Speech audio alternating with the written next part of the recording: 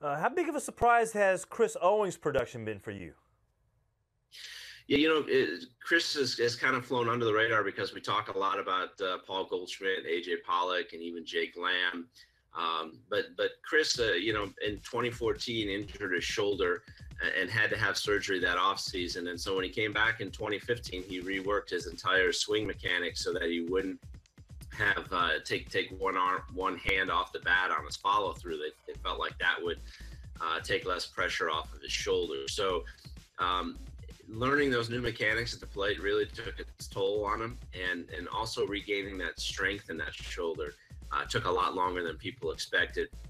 So I think he's somebody that has always had this kind of pop that he's shown in games. If you watch him take BP, I think he's finally healthy as far as his shoulder goes, and finally comfortable with his mechanics at the plate. And he's also mature. This is a kid that was drafted out of high school, so it seems like he's been around forever, but he's drafted at 18. So I think it doesn't surprise those guys in the clubhouse. In fact, when some people ask them, hey, what about Chris Owings and his emergence? A lot of the guys say, hey, we played with him in the minor leagues. We saw this down here. So yeah, I think he's become a big part of that offense, though, and his aggressive base running and the way he plays defense.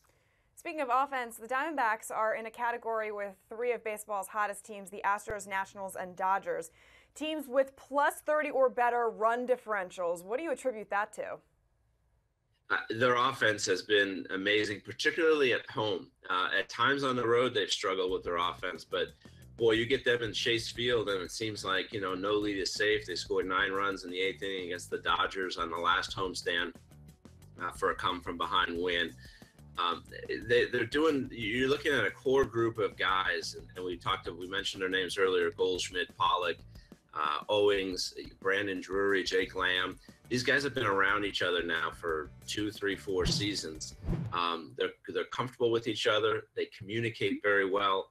And they talk about linking their at-bats. And by that, they mean, after they have an at-bat, they go back to the bench and they all talk. If you watch during a game, if they show the dugout, you'll see all those guys kind of sitting together, and they're talking about pitchers' release points, what a pitcher used.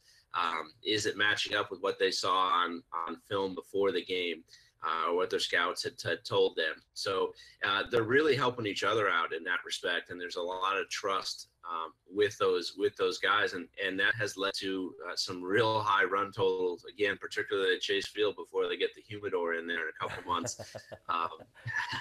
So that's really helped, I think, pad some of those run differentials.